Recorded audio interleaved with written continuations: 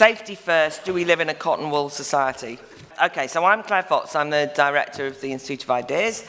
When we were putting together the programme, we were thinking about some of the kind of key issues that were being debated or discussed, and we wanted to kind of dig a bit deeper into some concepts. So we've just done a panel discussion on diversity, does it matter? And now we're on safety. And some of these things appear obvious, you know, diversity of course is a good thing, safety of course is a good thing, but we wanted to talk about what happens when these things become trump cards or values that you're kind of nervous about arguing against. And if you think of some of the big issues that have happened in the UK or in Europe in the last period of time, we've had something like the absolute tragedy of the Grenfell Tower fire, where obviously the issue of safety has been very much at the fore of that. We've had some terrible terrorist outrages, some Islamist activity on the streets of London that have taken people's lives, and inevitably one wants to discuss how you stay safe in the face of such barbarity.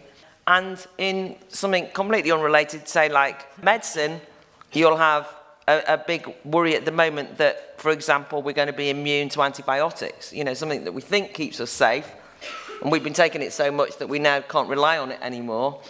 And we're told, even though it's good for you to take antibiotics, don't take antibiotics because then it won't be good for you anymore. So there's a lot of issues here. It's an absolutely impossible task to ask anyone to cover the range of things that we've asked them to do. But we're effectively talking about whether we're too risk averse, whether safety is being used as an end at the expense of common sense and at the expense of freedom. I've tried to get people from different expertise and perspectives. There's a few people who are maybe more on the libertarian side, and a couple of people I asked to kind of come and at least kind of put in the odd word for the odd regulation. But we haven't done it as a for and against. It's not like, are you for and against safety, or are you a risky type, or what have you.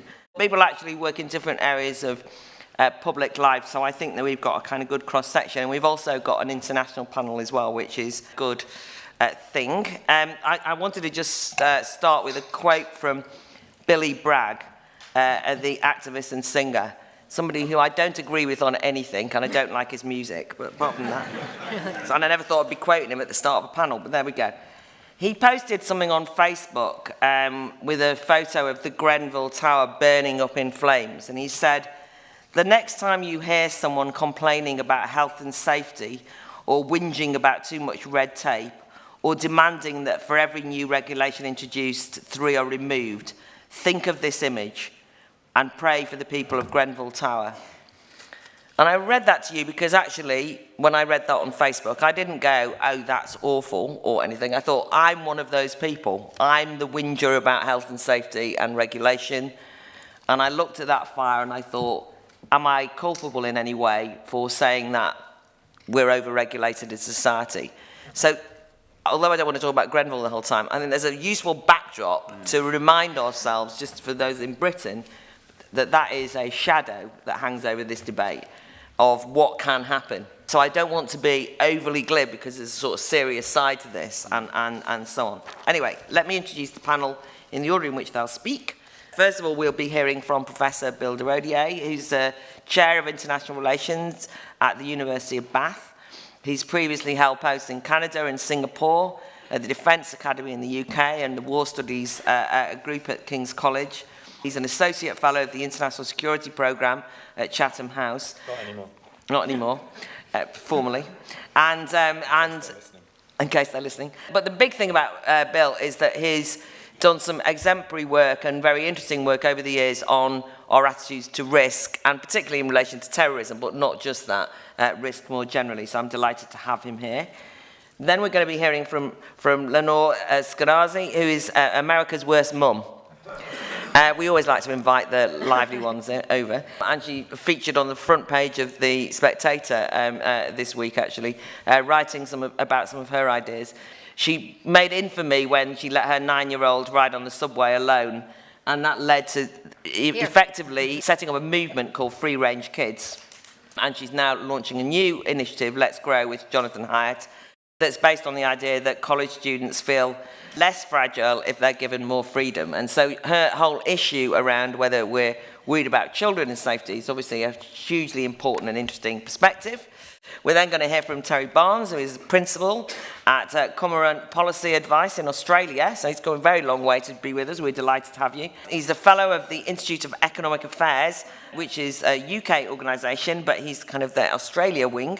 And he looks at lifestyle economic issues, questions the nanny state. Former special advisor to 2 Australian health ministers, including Tony Abbott. He went on to become Prime Minister. And he writes regularly on health and politics for the likes of the Australian edition of The Spectator. We're delighted to have you here, Terry. We're then going to hear from Richard Angell, who is the director of Progress. Progress is an important voice in the Labour Party. It's not all just momentum in the Labour Party at the moment, and Progress represents a different kind of approach to politics, let's put it that way. Richard is the founder of the 3 Seats Challenge and has run marginal seats campaigns for Labour both in the UK and in Australia, as it happens. So he and Terry can argue over that later. He was elected as a member of the TUC's LGBT committee, former trade union official, formerly of the All-Party Parliamentary Group on Combating Anti-Semitism. And Richard and I argue over everything, and we've done so on television, various other things. But actually, the more I've sort of looked at the work of Progress, the more impressed I've been at their open-minded approach to politics, and so I'm glad to have him here. And also, he recently was caught up in a terrorist outrage himself. He infamously went back the next day and paid the bill and gave them a tip. Got named as kind of one of London's bravest Londoners or the other day as a consequence. But in that sense, both as a Labour Party policy type, but also just personally has kind of encountered what it's like when you face the challenges of safety. And then finally, Dr. Clare Gerada, who's the medical director of the NHS Practitioner Health, which is a confidential service for doctors and dentists with mental health and addictive issues.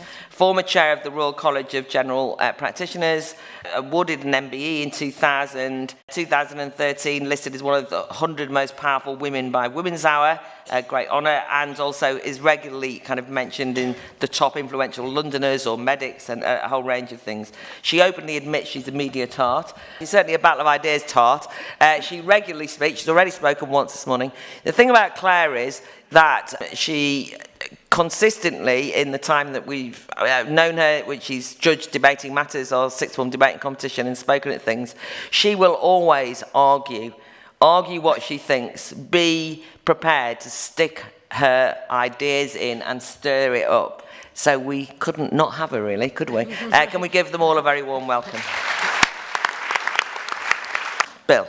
Claire's already identified how this subject area is a vast arena, and it really covers everything from Bristol City Council sending its council tenants a flyer through their letterbox in 2006 advising them to remove welcome doormats from their entrances because they were tripping hazards, to the discussion many people have had about whether your children can still play conkers at school, if they even know what that means, to very serious matters that Claire's touched upon, government advice on what to do in a shooting incident, run, hide, tell, and Grenfell Tower, which I will come to at the end of my short comments. And I think because it's so vast, I'm not going to dwell on any one aspect. I think because to me, what really matters is not the specifics of any one of those debates or any other debate you may have, which, taken in their own terms, may appear relatively or entirely reasonable. And Claire's already hinted, who could possibly oppose being safe? But rather, I think what really matters in this discussion is that safety and precaution have become an integral part of our cultural landscape. That we just assume it without even thinking about it too much. And while we may choose to assess risks in order to be safe, you may decide whether to let your little children play rugby or whatever it is. I think what happens to us when that assessment is imposed upon us from outside is what really matters to me, when safety becomes something that is removed from you, your arena of choice. So from public health to counterterrorism, climate change to child safety, there is a profusion of agencies, official and unofficial, that are constantly seeking to raise our awareness about safety issues, and modify our behavior for our own good. Now, if you issue a warning, whether you're an official or an unofficial organization, it presumes a negative outcome if it goes unheeded.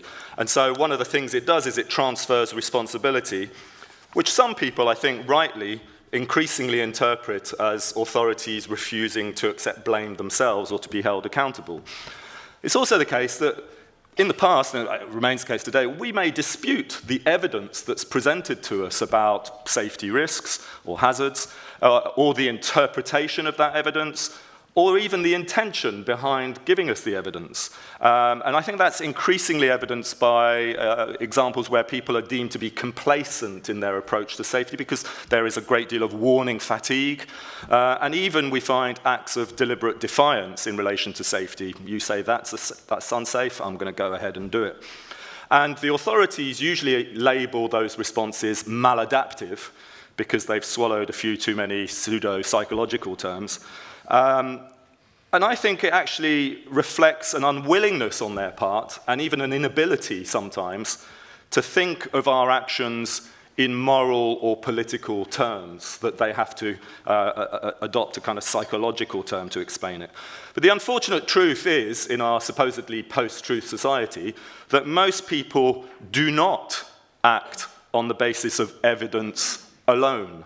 Rather, we ought to take their values and their beliefs into consideration and recognize and respect their ideas and independence. I think protectionist paternalism reflects a rather low view of ordinary people that becomes self-defeating. The consequences, some of which I've touched on, are overreaction to warnings, habituation, and fatigue. And that derives not from any specific case of safety, but rather the cumulative impact of hearing that something is bad for you every single day of the week. You know, on a Monday, it's a swan sneezing in Scotland. On a Tuesday, it's a terrorist attack. On a Wednesday, it's what you're eating. And it goes on in cycles. And I thought it also points to a growing divide between the people who advise us about safety and the people who have to go about living their everyday lives. So Lawrence Freedman, who became the one of the vice-chancellors of King's College London, in response to the Foreign Office advice to people not to travel to Bali after the Bali bombs in 2002, noted himself how little can be achieved through exhorting people to behave in particular ways. And rather, he pointed to the need for government to share a sense of strategic framing with the public. And I think in the past, we'd agree with that. We'd have called that politics. I think above all, we need to move beyond a sense of, we need to move beyond an obsession with safety and the threats that we're confronting towards what it is that we want to be safe for. And there's very little discussion about what happens afterwards. Rather, safety becomes the end in itself. The United States seems to want to repackage itself as the land of the safe rather than the land of the free. I think exhorting and nudging elides critical engagement from people, it loses support, and actually it's not the public who are complacent, but rather the people who think that the public are complacent who are. When choices are made for us, it prevents us from becoming more knowledgeable about them. It allows us to evade accountability. That wasn't my choice. It's also demoralizing in the real sense of the word, in as much as it prevents you from developing your moral sense of autonomy and responsibility. Official pronouncements become increasingly remote exhortations from alien authorities, just like the warnings on cigarette packets that got bigger and bigger and bigger. And obviously people didn't read them as a warning anymore. They just read it as some patronizing message from people they didn't care about. And it's also the case that it's not the most ignorant who ignore warnings. After 2009 H1N1 pandemic influenza, it was healthcare workers who refused to be inoculated because they saw through Margaret Chan's assertion that the whole of humanity was under threat. I'll finish, Claire, I know you want me to. So I think safety's shifted from articulating threats and allowing us to choose to eliciting desired behaviors. That's the problem. And I think it's easier for the authorities to manage compliant people than bolshy ones, but rather than run, hide, tell, I rather like Roy Lana's response to an Islamist breaking into his pub in London Bridge, which was "fuck off, I'm Millwall," and confronting, and maybe some of that would not go amiss. And rather than presenting the Grenfell Tower inhabitants as voiceless victims and praying for them, it would be better to remind ourselves that for years they had been actively complaining and campaigning. They were ignored when they were active and engaged. They're lauded when they're passive victims. Some great themes there, Bill. Thank you very much. Last year, I wrote a book called I Find That Offensive, and one of the themes was critiquing safe spaces in universities, so trying to understand why 18-year-olds would demand that they felt safe when they went to college, safe and comfortable. I couldn't imagine anything more awful than going to university and demanding to feel safe. But anyway, in that context, I think Lenore has made a remarkable contribution to, in America and more broadly, and her colleagues, in thinking about how we rear young people and how they kind of get to 18 and want to feel safe, or feel so scared that they want to feel safe. So, Lenore. First of all, thank you for having me here, Claire, and for doing this amazing event. And quick question for Bill. You mentioned swan sneezing. Did you actually say that, or did I mishear you? Yeah, avian flu. Oh, okay. I was like, I thought swan sneezing was something I hadn't heard before. Let me just put it that way. I was like, wow, I was going to bring that back to America. They're worried about swans. Can you believe it? They're crazy. But in fact, I'm the one who's crazy, right? I'm America's worst mom. And as Claire said, I got that name because I let my 9-year-old ride the subway by himself because he'd been asking us. This wasn't a social experiment, and I did not realize my entire career depended on him taking the subway, which it has for the last 10 years. But anyways, he'd been asking, can I please, take me someplace new and let me find my own way home? My husband and I discussed this, and our older son hadn't asked us this, so it was the first time we had to think about it. Our older son calls himself the control group. So anyways, we decided yes, and one sunny Sunday, I took Izzy with me to Bloomingdale's, a very fancy department store where we don't shop. And I left him in the handbag department after telling him that it was the day. It wasn't like, Mom? Mom? No, told him, okay, today's the day. And I went one way, and the handbag department is right above the subway entrance. And I know you call it the tube, but I can't do it.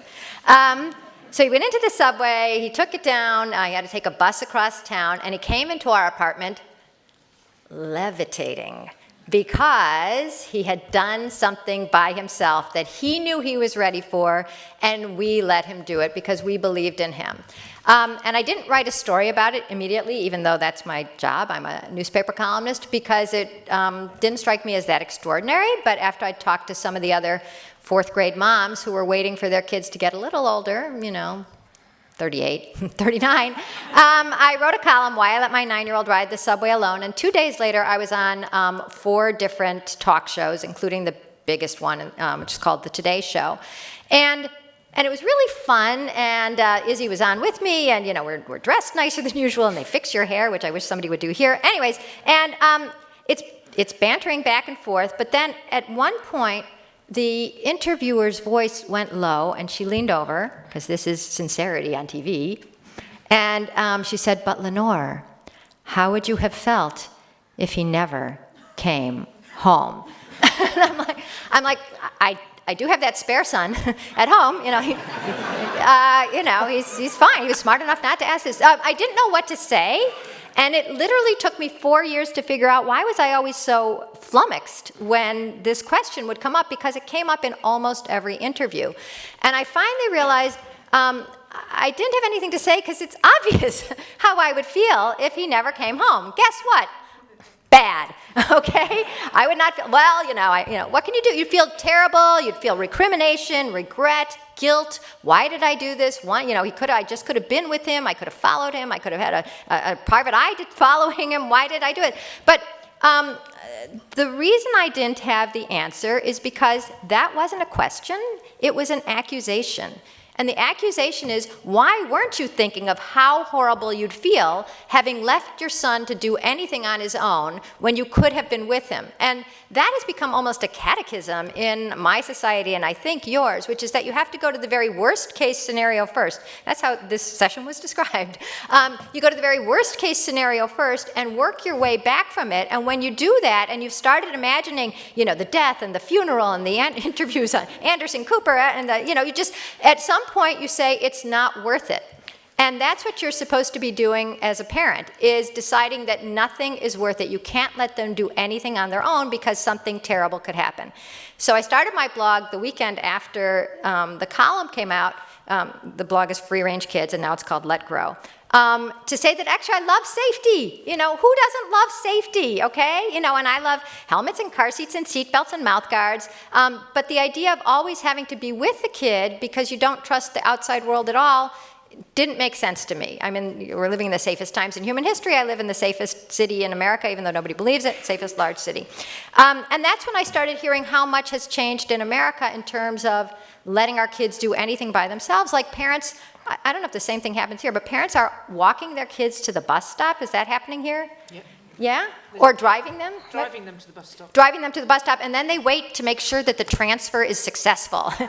It's like, you know, it's like a fertilized egg, whatever. They have to get on the bus, and then they can drive off. And we even have seen it in the change in our wording, because in America, when I was going to school as a kid, it was arrival. You know, the bell rang and it was arrival, and then the bell rang in the afternoon and it was dismissal. And I don't know about you, but in America now it's drop off and pick up, right? Because the kids are, you know, like FedEx packages, basically. Oh, I got to drop off at 9, then I got to get it, pick it up, and take it to football. And the assumption is that there is always an adult involved now, and that anything terrible could happen at any time. And so I'll just give you 2 quick examples. In America, you're not allowed, the Girl Scouts are not allowed to toast a marshmallow unless they have one knee on the ground. Why not? Why? They might fall in. They might fall in. Like, you're a GP. How many immolated Girl Scouts have you seen? 0. Okay. And the Cub Scouts, a guy came and taught this woman's child how to do whittling, right? And afterwards, he gave each kid a stick and a glove. That's right. You're thinking you could be on health and safety, right? They gave each kid a potato peeler, you know, which is impossible to whittle with. We would have no totem poles in America today if the Native Americans had potato peelers. But the idea was, once again, it was seen in the case of the worst case scenario. Somebody could die. Somebody could, I don't know, whittle off an arm. And, you know, it would take some doing, but, you know, they're bored. I have 1 minute left. So I just want to say that these fears have seeped into law now, and that's what particularly concerns me. So 2 years ago, a mom named Maria overslept because she'd been spending all night with an aunt who died. So she got home at 5 in the morning. At 8 in the morning, when her kid was supposed to get up, she was still asleep. So the kid gets up, gets himself breakfast, goes outside in his clothes, thank God, and there's no bus. He's missed the bus. So he starts walking to school. This is so unusual now to see a child by himself walking to school that somebody called the cops. The cops came. They said, "What happened?" "Oh, my mom overslept." "Oh, okay." And so they drive him to school. They turn around. They came back to Maria's house. They knocked on the door. "Where's your son?" "Oh, he's got to get up. Oh, I overslept." And she says that the cops said to her, "You're despicable." And so they put her in handcuffs. They put her in the cop car. They took her to the police station. If you look on my blog, you can see the mug shot. And that was 2 years ago. They're still dealing with the repercussions. The authorities got involved. She's raising her kids wrong. She let them go to, you know, a child was out alone. Obviously, she's very irresponsible. And literally, she's still dealing with the courts. So when paranoia about our kids seeps into law, we are all guilty of believing the odds and believing in our kids. Great examples of some of the issues there. Thank you so much, Lenore. Right, Terry, your thoughts? How can I follow that? Besides the fact you stole half my thunder, I mean, that's so entertaining. Did you put your kid on the subway? But you're right. I mean, in Australia, I mean, where we live, we've got about 5 schools within a kilometre radius, and all these big SUVs come in at 8:30 in the morning. They all rush out at 3 o'clock in the afternoon, and the kids probably only have to walk about 100 yards to get to school. It's just amazing. And when I grew up in the 60s, or I was a kid in the 60s, I mean, I was pushed out the door at 8:10, had to get to school 8:30, had to walk a mile to get there, and nobody seemed to bat an eyelid. So, and that's really what I really want to talk about in a way, because obviously I come from Australia with an accent like this, and we've got a reputation, land of the Bronze Aussies, the Anzacs, the Shane Warne, but certainly we have that larrikin reputation because we're descended from convicts. We're supposed to cock a snook at authority and tell policemen to go and get stuffed and all that sort of thing. But we are the most nanny state regulated country in the world, I reckon. A public health academic called Simon Chapman wrote an article a couple of years ago, which was basically he listed 150 ways in which the nanny state was good for you. 150 ways, really anything from building safety to mandatory seatbelts. But the point is that we can't even ride a bicycle in Australia without putting a helmet on. So in Melbourne, where I live, we introduced our version of Boris bikes. But unfortunately, they've really gone bust, because the problem with it is that you have to actually put a helmet on. You have to buy a helmet or rent a helmet and then wear it, or else you can't actually go on a bike. So when Arnold Schwarzenegger popped in to say hello a year or so ago, he actually got one of these bikes off the rack and he got pulled up. He was despicable because he didn't wear a helmet. So this is the type of country that I come from, that I live in these days. But can I put it this way? I'm not an out-and-out libertarian. I'm a conservative, small c conservative by nature, and regulation, sensible regulation, is good. I mean, it is. Rules keep society together. They are part of the glue that keeps us as we are, and certain rules and regulations with regard to public safety are good. I mean, and essential. I mean, as sadly we've found out here with the Grenfell tragedy, but and certainly I think that's got authorities thinking around the world. But the thing that I'm concerned about is there can be too much regulation, there can be too little trust in people's common sense. The fact that everybody in this room is a sentient being who's capable of using their brain for good is lost on authorities. And I think that part of the problem is that I think our officials and our MPs have too much to do with their time. In Australia, we had a hung parliament a few years ago under Julia Gillard as Prime Minister, and certainly people thought, gee, our politics is chaotic. But then other people came back and said, yes, but they actually managed to pass 300 acts and 6,000 regulations. And I thought, how do you measure that as a quality outcome? I mean, that's crazy. But the thing in my mind is it's important to get the balance of regulation right. One of the things I was thinking, actually, going back 80 years now, the nanny state actually started in the UK, and actually in the I think it was the Court of Appeal. There was any lawyers in the audience, I think you all know the case of Donoghue and Stevenson, where somebody found a snail in their bottle of ginger pop, and the judges found that the company owed them a duty of care. But one of the judges, Lord Atkin, enunciated what they call the neighbour principle, which he asked, who is your neighbour? And then he said, effectively have a duty of care if you could reasonably foresee that something might happen to them in relation to things that you do. But the neighbour principle is great, and I think that should govern public policy, it should govern regulation, it just should govern the way we live and deal with each other.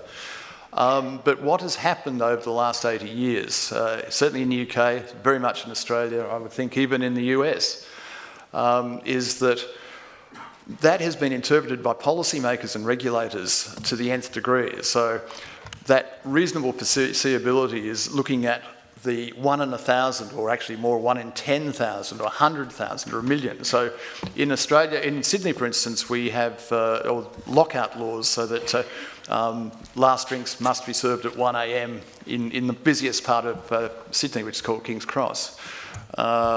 Because somebody had basically was king hit and hit the footpath and sadly died. But the thing is, that was an extreme occurrence. It was wrong, it was criminal, don't get me wrong, but it was an extreme occurrence. Most people, almost everybody, is responsible in terms of the way they consume alcohol, the way they deal with others socially. And to penalise the entire community because of one isolated incident, it was really taking that foreseeability principle off the scale. And the bicycle helmet case that I was mentioning before in Melbourne, exactly the same thing. But the chances of somebody hitting themselves on the falling off the bicycle and hurting themselves, yes, I mean you have to take that into account. But you can't actually shut down human activity to do it. But it does seem to me, though, that when we talk about things like trigger warnings, banning activities, trying to avoid hurting people's feelings, and let alone repairing injured bodies, we're actually living in fear. And in a sense, another Australian icon is the film Strictly Ballroom back in the 90s, and its slogan was, "A life lived in fear is a life half lived." And it seems to me that we are allowing our society to make all of our lives be half-lived in that way. So get our regulation right, be sensible about it, but trust people to do what they are capable of doing, which is using their heads and their common sense. Thanks, Terry. Richard, your take on this? Thank you. I think I've been invited along to channel my inner Jackie Smith from the conversation. In politics, traditionally, the right has been in favour of deregulate and to move out of the way and allow a kind of laissez-faire, and the left has sought to regulate and control other people's lives. And that's broadly the kind of debate as it happens. And I think it is almost in that debate that there are lots of problems. And we've heard lots of things said that just put this into a really glib or diametrically opposed debate, as if somehow you are, if you dare to say you're in favour of safety belts, whatever, you're suddenly nanny state, which was what the debate was at the time. And every time somebody suggests there is any kind of regulation, the only response seems to be that is a terrible overreaching of the nanny state, rather than debate whether that regulation is good or not. And that almost seems to be the problem, that this kind of meta-politics takes over, rather than to have the particular debate about whether that thing is particularly good or not. Now, we've all know of examples where essentially an overzealous kind of officer somewhere in, that we might never meet in a council writes a report that takes that kind of nth degree circumstance and probably has it as a recommendation that the Daily Mail write up as if it is just been written and signed off by the Queen as primary legislation, and it then becomes this kind of sensationalist thing that gets echoed around the world. And we all see things that just annoy us on a kind of primitive level, that when you see a kettle and it says on the side, "Be careful, this might be hot," and you're just like, well, obviously, like I think I have enough agency to be able to work that out. And equally, you then have people who try to overreact to things. So I remember being part of a voluntary organisation where our treasurer had run off with certain hundreds of pounds, and the rest of the committee tried to put in regulations on the committee to stop people stealing. I was like, we have a law. It's illegal to steal. Like, this person was determined to do it. There is no more processes you can put in place. It doesn't matter what you've done. There was a process that 2 signatories had to do it. He forged one of them and went to the bank and cashed the money. Like, some people are so determined to do these things. Stop writing more rules to make them stop, because if they're not scared of it being illegal, the fact that it's on page 36 of your internal directory is not going to make that more likely. And you often see this with things like child protection, where people suddenly don't understand what's happening and fear that there's stuff happening. And you might have seen, there's a very good Australian comedy, Summer Heights High, where this slightly ridiculous teacher overreacts, and they simulate a paedophile being in the building and how you should react to said situation. And lo and behold, he doesn't react particularly well. But obviously there is a really key regard that we want to have for our children's safety. if there are known people out there that are seeking to, target people because they are vulnerable, and we have an easy ability to identify those people and exclude them from that position of power, we should take it where possible. But equally, if somebody turns up to a school once and is always with another adult or 2 or 3 and never in a situation where they'd be with a child on their own, it would be ridiculous that they were unable to come to a school because of that. So you've got to always keep these things in their in proportion. There is a kind of lexicon at the moment that this is somehow we're becoming overburdened with this stuff. Yeah. And the reality of that, I'm afraid, is just not true.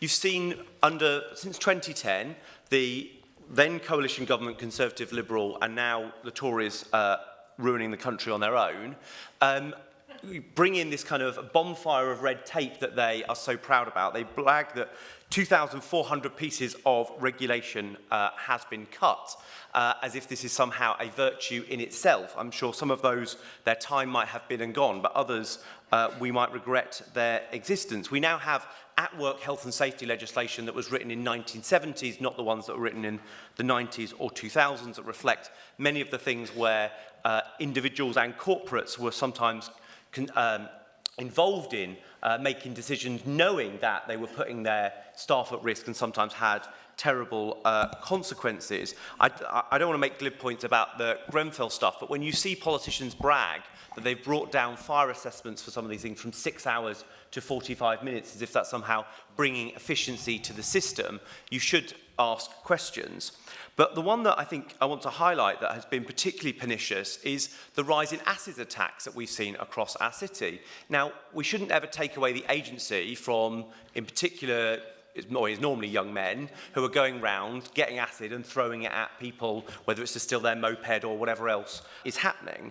But the government has, in their deregulation that they are very proud of, got rid of the Poisons Act from 1972, totally reworked it, took away the Poisons Authority, removed the licensing from local authority and put it as a kind of form you fill in and occasionally send off to the Home Office. And now you've got available, pretty easily, hydrochlorified acid, sodium hydrate and ammonia that people are using to terrible consequences for people. And there is a way in which it's not some overburdened state that you can regulate those things out of easy use from people that would save people day in, day out, that I don't think any of us would really object to.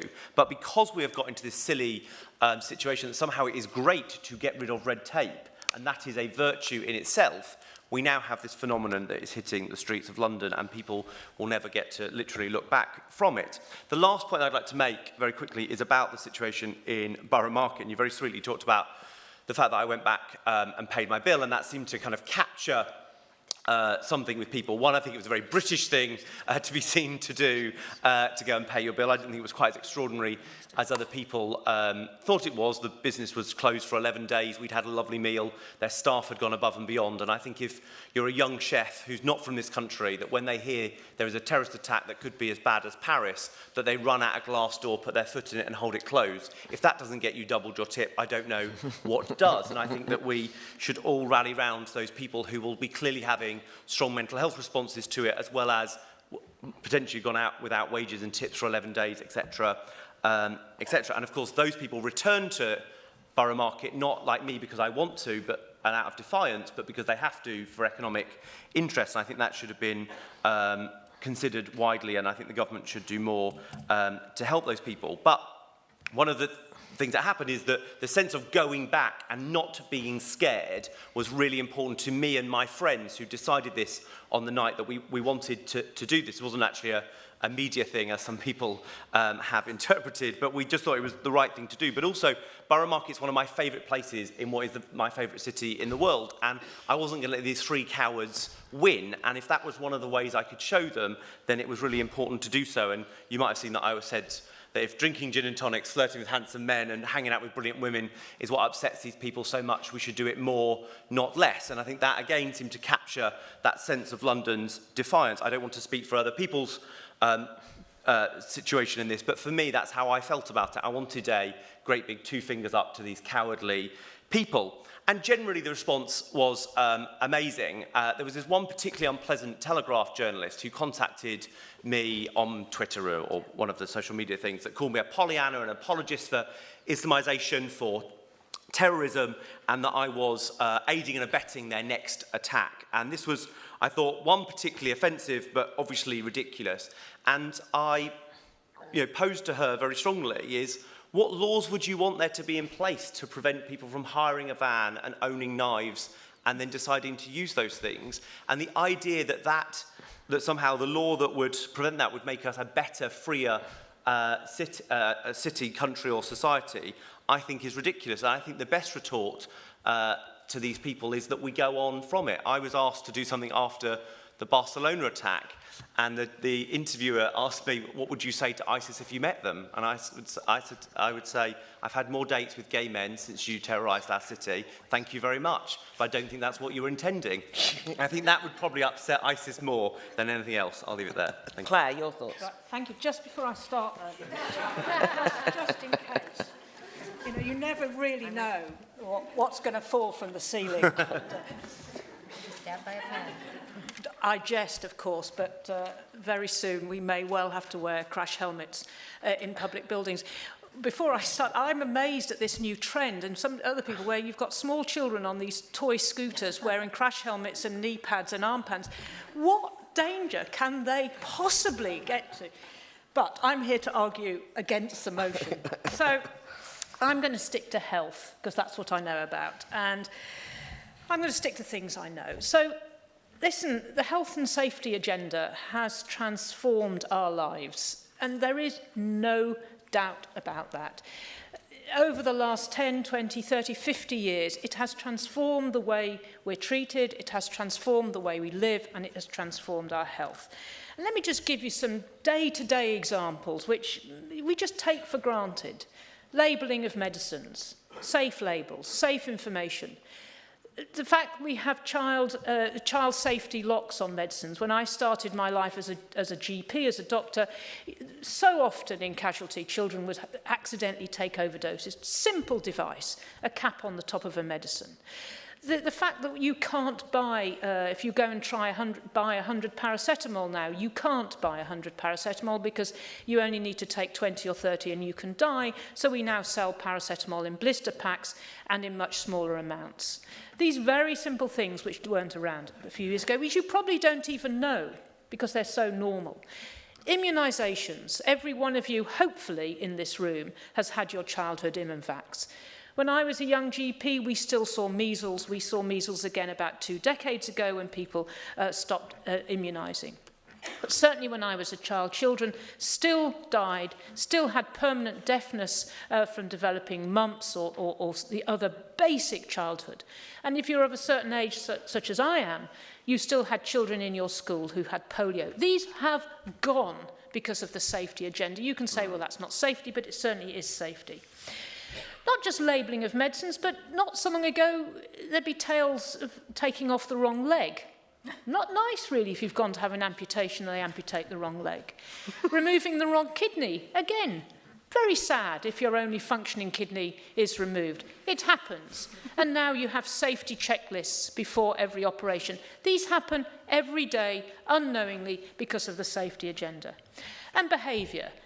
Yes, seatbelts. You have to make behaviour mandatory, by the way. There is no point, the nudge agenda, nudging people. It has to be enshrined in law, but once it's enshrined in law, such as seatbelts, again, when I was a young doctor working in casualty, we would see the most horrendous facial injuries, not death, but facial injuries of people going face first through a windscreen. That have completely gone now, completely gone.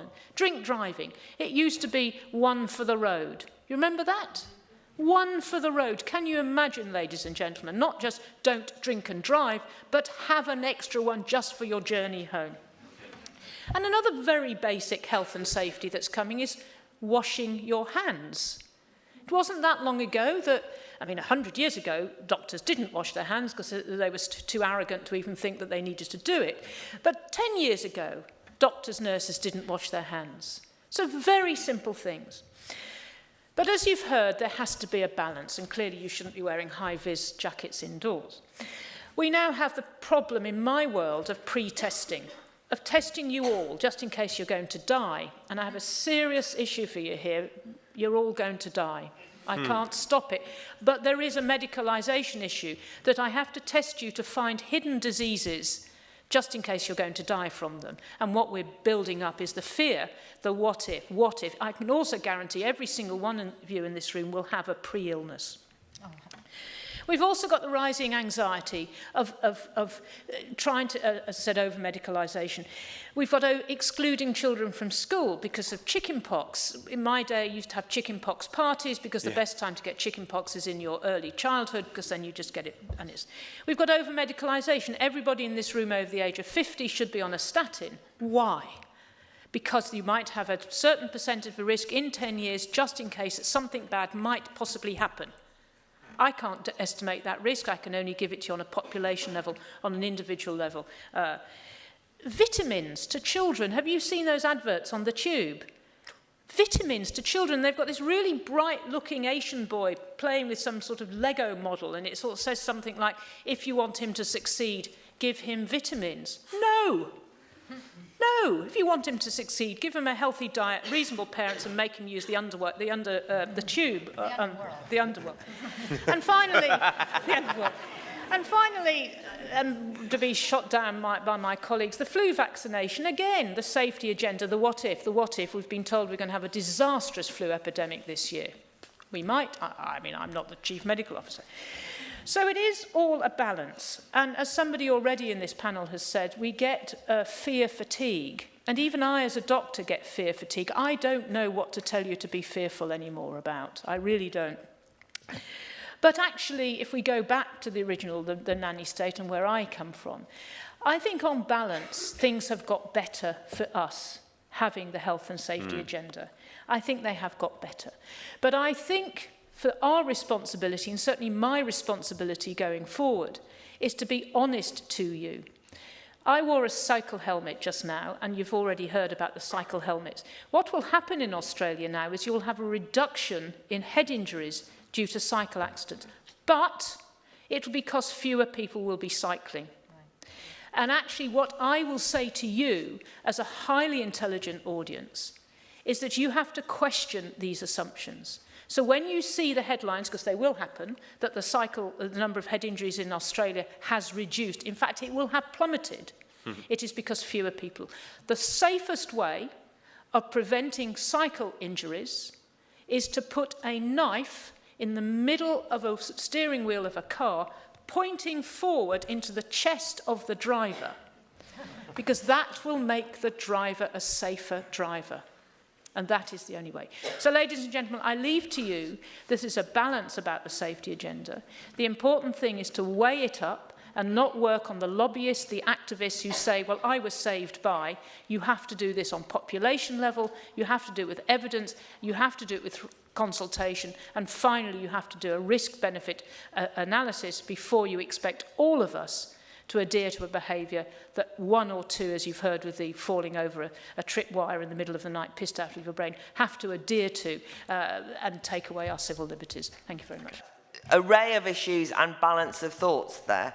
And there's lots of things I want to say, but I'm going to just take a couple of people from the audience first, then I'm going to come back and just pick up anything that Bill and Lenore might want to say, because you haven't spoken for a while, and then I'll just keep going in and out to the panel. To know what you think about how Sweden, which has the longest, safest country in the world, compares on depression, because they had the highest level of suicide.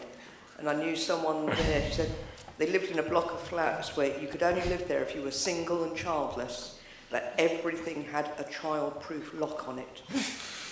And that this was going too far, and it just reminded people who didn't have children every day that they didn't have children. Oh, God. And as they had the highest suicide rate, particularly for young men, I wonder if you think there might be some sort of correlation? I'm from Greek background. I've been living in the UK for 10 years, working here, and the first thing that struck me when I came here is the level of warnings I was facing everywhere, from Mind the Gap, warnings here, your cup is hot, or too hot. The most extreme version of this I've seen is you watch the news, and when it comes to sports, you're warned that if you don't want to know the result of the two football teams, you should pop out of the room. So I'm thinking, if I were to faint, does the BBC, are they fearful that I was going to sue them if I were to faint? So this has gone a bit too far. So that's on a joking note. On a more serious note, I would like to challenge the gentleman who spoke about deregulation and Grenfell Tower. Because I happen to be a doctor, and I would like to endorse what Dr. Gerada said earlier, the fact that the NHS is a safer place, it doesn't mean that there aren't deaths happening on a daily basis. So we need to be distinguishing between regulation and human error, or the result of human error, or indeed corporate negligence. Individual or corporate negligence. So the metaphor is coming to the Grenfell Tower, which was hinted by one of the speakers, but I wasn't sure how the other speakers thought about that. Was the incident of Grenfell an issue around deregulation or lack of regulation, or indeed the fact that regulations were in place, people had been forewarned, there'd been a similar incident, as far as I can remember, a year or two far back with another fire somewhere else, but nobody really took action. So one thing is a lack of safety, another thing is human negligence, human error, and people not acting as they should. I enjoyed the panel's discussion. It struck me listening to a number of people that what's at issue here is the old public choice theory problem, which is that no politician and no bureaucrat ever lost their job for being too safe. And the risk all the time to people in positions of authority is that they might just let that one case get under the bar that they should have regulated and didn't. And therefore the constant tendency is to increase regulation just in case. And I wonder if anybody on the panel has any thoughts about how you can change the incentive structures for politicians and bureaucrats to make it more worth their while to look at what we're losing when you bring in these regulations as well as what they're gaining. Okay, thanks. Bill, I'm going to ask you, it seems to me that there's a performative element to this, or a kind of box-ticking element that institutions go through. But even in relation to Grenfell, I mean, a lot of the fire and planning regulations that have been brought in and implemented that are costing a lot of money to local authorities, when I talk to people who seem to know about this thing, they'll say, oh, they're just putting sprinklers in so that nobody can say that they shouldn't have sprinklers, or they're taking cladding down when they don't know whether it's the cladding. And it's like because they don't want anyone to think that they're not taking people's safety seriously. That kind of bad faith, performative element seems to me to be quite destructive as the kind of crying wolf thing, because you just kind of get to a point where you just don't know anymore which regulations are worth implementing or not. So people get to the point where they think, oh, well, there's no point doing any of them then, because, you know, it's just, they're just being done for the sake of it. But anyway, Bill. Well, I think Michael Power, who's a professor of economics at the London School of Economics, wrote a piece on the audit explosion about 15 years ago where he made that point. He looked at how we had gone from a content audit to process audit, whereby you audit the process. Have we gone through the correct checks? And you have the checklists. Actually, the content hardly matters, or it becomes secondary. And one of the best examples of that, of course, was Deepwater Horizon, that BP, unfortunately for BP, platform that blew up in the Gulf of Mexico, where, you know, in their risk management manual, they discussed how they were going to protect the wildlife in the Gulf of Mexico, including seals and sea lions, which don't exist in the Gulf of Mexico, which shows you that they basically submitted a manual from another exploration platform. Nobody even read it. At least not at the audit level. You can never be too safe, the gentleman said. Well, as a public official, actually there was a time when the attitude was different, and that's why I think the important thing here is cultural change. You know, I think that certainly military leaders in the Second World War who would have erred more on safety, run, hide, tell in the Blitz, would have been drummed out for attacking public morale. And as not showing sufficient fighting spirit. More recently, the chief medical officer at the time, I forget which one it was, Asian flu or Hong Kong flu, I think it was a guy called Plum, he said there's a new flu doing the rounds, we don't expect it to be very serious, it'll be another... And of course he was catastrophically wrong. Was he drummed out of office? No, he was knighted the next year because he maintained public morale in the face of something that on the whole the authorities thought very little could be done about. So I think the cultural factors are important, and I hear Claire's points about health and safety have transformed our lives. It's not just health and safety, though. It's not just, you know, Smoking was coming down before the obsession with smoking. People were driving more safely before, seatbelts became mandatory, the fatalities. The knife she talks about, actually, ironically, in the steering column, well, in the old days, of course, steering columns didn't collapse, and so they really did have that. But anyway, obviously the market has no incentive on the whole in killing its customers. So, a lot of these things happen. But I think the key factor, I'll finish on this, is that in the past, the decisions that were made for our safety were agreed by our representatives, and we had a sense of relationship to our representatives. We had a more organic, direct sense that they did represent our views. Whereas in an age where we're disengaged from politics and our representatives, we don't even know their name, they may well continue to do well-meaning things, and on the whole, you wouldn't dispute it, but it's quite dangerous when there's that disconnect. And it's the disconnect between those deciding and those having to live by it that concerns me. By the way, if I want to do an acid attack, I go and buy a car battery, surely, tip it out, and I've got plenty. You cannot, just the same as you can't ban people hiring vans, it's just not going to be the solution. And I just think we have to have a realistic sense of proportion as well as what we can do about things. And, the prevalence of acid attacks represents something very different. Okay. Just two little points. One is on this one. I'm always struck by the flash photography warning on the TV. It seems to me bizarre. I want to know if there's ever been a case of epilepsy by somebody watching television, but it's ridiculous. The other one, if you want to know, is bare below the elbow. There's no evidence for that, which now every single. The other one is disposable equipment in hospitals. That costs vast sums of money to the environment, vast sums. So every single instrument we use, just in case we get CJD, there's been no reported case, but this is it. And then the other ridiculous one, which I have to do, which is asbestos training. Not asbestos, Legionellas training, Legionellas disease. Apparently, as every health professional has to learn about this, just in case the air conditioning unit, which isn't anywhere because we don't have air conditioning, might possibly in the surgery infect the water supply and therefore might infect you vicariously. These are ridiculous things. And finally, but we're all complicit, because if there's an accident, you all demand an inquiry. In fact, you go marching on Whitehall demanding a public inquiry. And it's these public inquiries that fear this nanny state and fear the health and safety culture, because the outcome always finds something, and in health, it's always poor communication.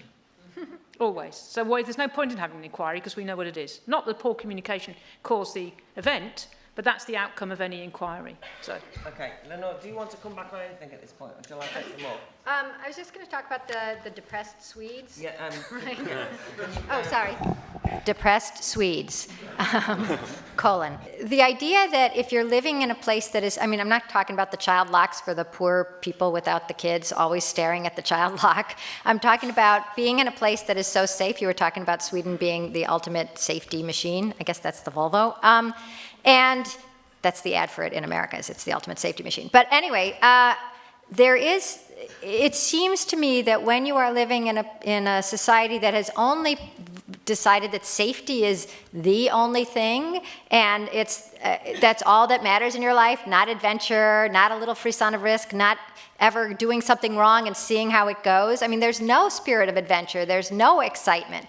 And I don't know why this analogy, I guess because I'm in England and I keep seeing all these Victorian homes, but I started thinking about the Victorian women who were kept at home and they were in tight corsets and they had, wonderful velvet everything. They were just given everything and told that this is the perfect life. You should be so happy. You don't have to work. You don't have to go out. Everything will be done for you. And they started getting all these weird things like neuralgia and the vapors, and they were fainting on their fainting couches. And I think there's a connection between having everything done for you or done with you so that you're completely safe and going crazy because that's not what life is. And if that's it, period.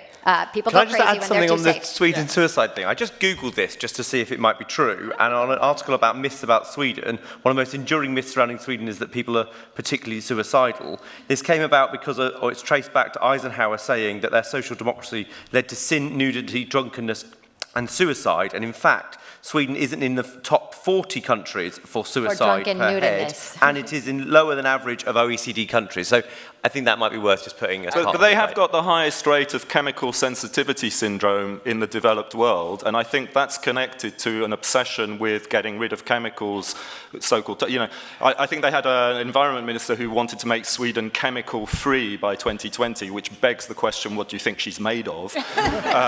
And it's like, and I think we should never ignore, the power of suggestion has remarkable effects on the human mind. Post 9/11 and the anthrax attacks, everybody was sniffing strange substances in the air at the BBC and in Washington, which turned out to be nothing, but that has an effect. Right, okay. What is the kind of existential mood, in a way, that wants safety as an outcome?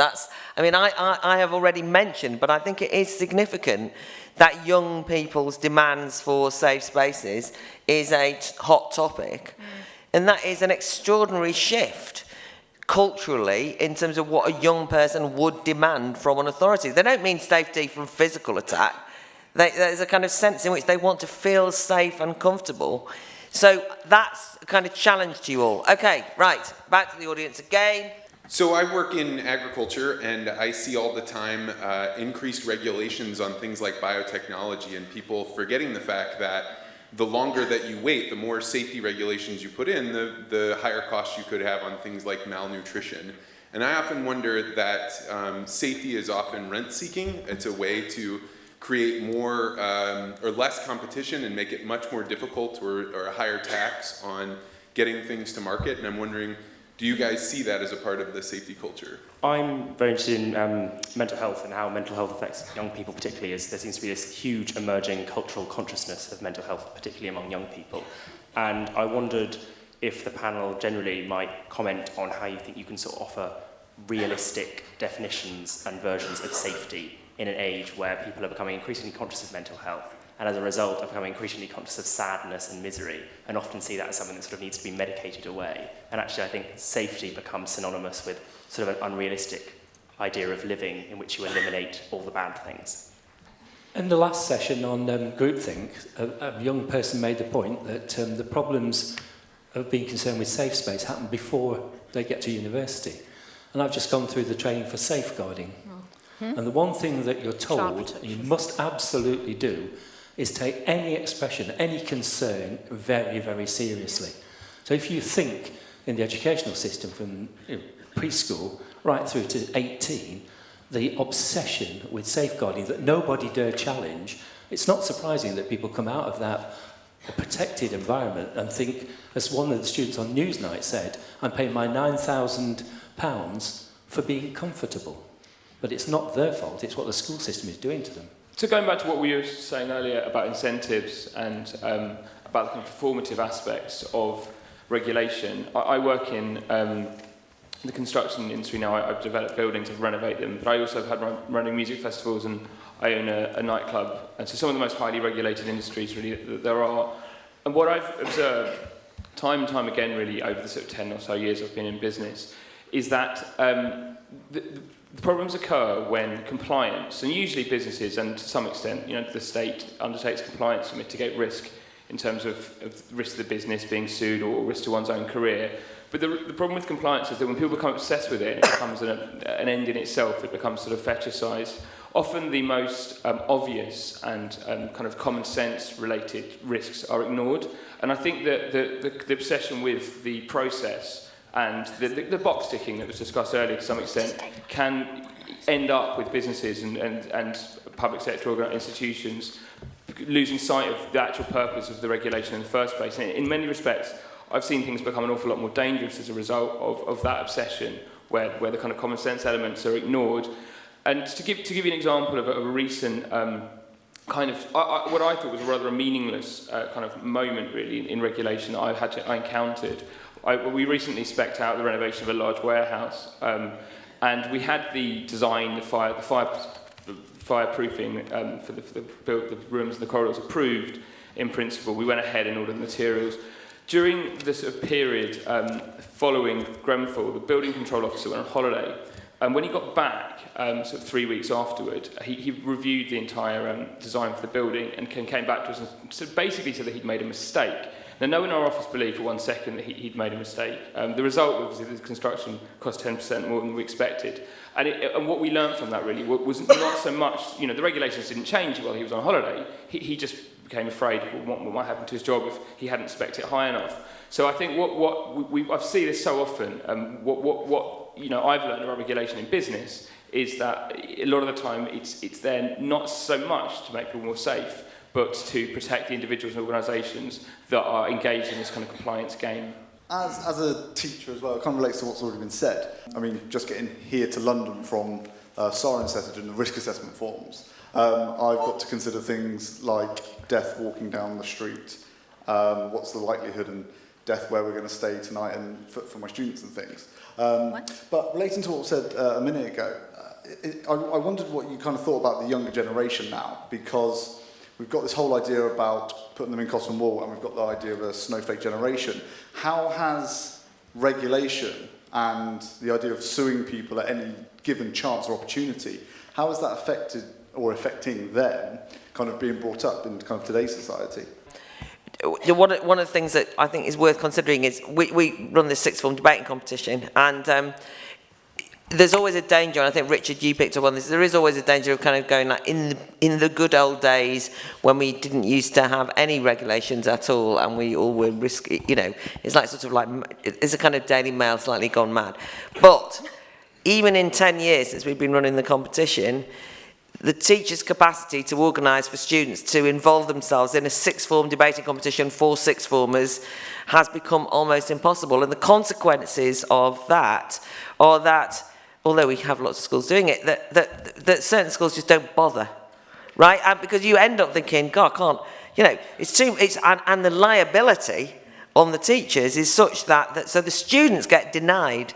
And then I think on the students' part, there's also the resilience question, which is that if they're not exposed as individuals to risk, then how will they ever know how to negotiate the vicissitudes of life, let alone the possible genuine dangers? And sadly, they're infantilizing themselves, because it might be our generation's fault that they're infantilized, but they, as young adults, also have to stop being like infants and grow up and say, we don't want to be infantilized anymore, if you see what I mean. And wrap the cotton wool off instead of kind of going, give me more. That's my message to the young. Yes. We've heard a lot about policy and regulations and how, that's sort of caused us maybe this cotton wool society. But someone alluded to, I can't remember, about the sort of cultural mindset, the shift in that had to have happened to lead to this, because policies obviously don't come out of thin air. And so I know it's a very complex web and it's a very chicken and egg situation, but I wondered if someone could maybe comment on what might have caused this cultural shift, because something must have happened for these policies to come along. Yeah, so it seems to me that in discussing this stuff in a kind of a regulatory sense, you have to take into account the fact that we as humans with human brains are not very good at intuitively understanding risks, especially for kind of very rare events. Even stuff like weather forecasting, so that if you say there's a 10% chance of rain, that on a given day, that means that if you run the day like 10 times over, there'll be rain in one of those. I mean, correct me if I'm wrong, I think that's what it means, but like, even that, most people who look at the weather forecast don't necessarily know it means that, and even if you do, that's still quite a nebulous concept in terms of like, should I bring my umbrella type concerns. And when you get to things like terrorism, then the risks are much smaller, but the consequences are much larger, so people tend to resort to kind of emotional concerns, but that's not in any sense a good qualitative way to do this. So I was wondering if any of you have any ideas on how to kind of get people to understand this stuff better on an intuitive basis and to teach people better ways to make judgments for themselves. General acceptance that regulation in certain sectors, in terms of health and safety, has had benefits to society, but I wanted to pick up the cultural attitudes point that's been raised, particularly with regards to raising children, and I want to talk about judgment, about how as a society now we seem to have almost made parenthood and raising children into some kind of competition, and that actually we judge our own standards of childcare and raising children against what we see, especially with the advent of social media, other people's behaviours in raising their children, and we are far more, or it feels we are far quicker to pass judgment on what we deem to be acceptable standards of child rearing in other people. How do my child rearing measure up against those standards? And we seem it's far easier for us to actually go, oh, that's just, that's an awful thing for you to have done. And as a result, actually, we don't do things with our children or expose them to risk, not because we don't actually believe they're capable or that we want them to have those experiences, but in that small chance it might go wrong, we fear being judged. Okay. Do either of you two want to pick anything up, Richard or Terry? In terms of, I think the question about when did this start, I really think it had something to do with the West, Australia, UK, rest of the Western world's reaction to the 2 world wars and depression. The fact that I think we did want to sort of come out of a period where life was very uncertain. We wanted a bit more certainty. We actually, in the UK, of course, with Beveridge and the growth of the welfare state, I mean, there's a sudden move towards expectations that government would look after you and protect you. Now, I was very interested in what this lady said about child rearing becoming a competition, and also what the panellist Lenore was saying about how she'd been very judged with the decision she'd made in regards to her own child. I've got 5 children ranging in age from 25 to 10, and I have seen fashions and changes and cultural shifts throughout that period. And I do, I certainly hear what you're saying about competition. I think it's more complex. I think most of us as parents, yes, we fear for our children, we want to protect them, but we also absolutely see the benefits of giving them autonomy, decision-making powers, knowing how to assess risk. And yes, I do hear about how complex and elusive that concept is. And I'm very interested in what the other gentleman over there was saying about young people's mental health and snowflake generation. I don't think it's a one-tag sort of problem. It's obviously very multifactorial. And I'm interested in what the panellists have to say with regards to how we pull all the threads together, assuming that we do all want much the same, or most of us seem to want much of the same in terms of balancing those risks and those benefits. I just wanted to say that I think there's a distinct link between the more regulation we put on and the less people really appreciate the risk. So if you never fall over as a child, you suddenly don't really realise how much harm you're in. Absolutely follows on from that. I was just wondering about the point at which regulation becomes debilitating because it stops people exercising agency on their own behalf. So for me, hearing about the Grenfell Tower, the most tragic thing for me was the people who stayed in their rooms because they'd been told not to evacuate in an emergency but to stay put, and that was utterly tragic that people didn't have that agency to be able to leave the building.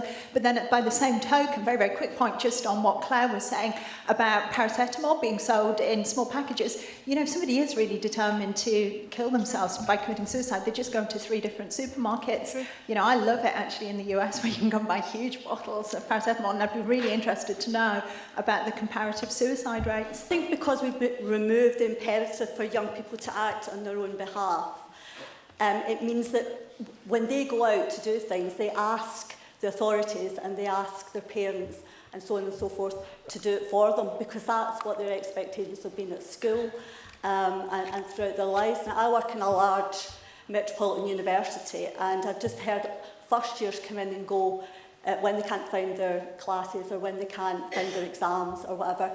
Nobody told me.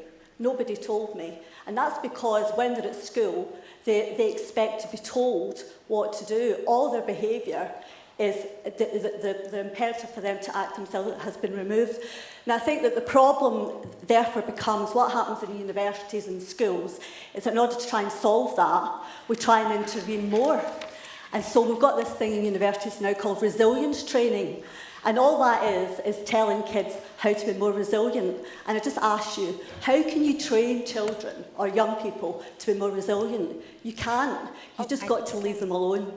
On a bit of like a tangent, but I kind of like the panel's opinion on the state versus parent debate in relation to safety regulations. So I come from Mexico, and for me it's very normal to see a dead body hanging from a bridge and dead people. This is something we grew up with, and somehow we developed this thing you want to have, that is the common sense or like animal sense of survival.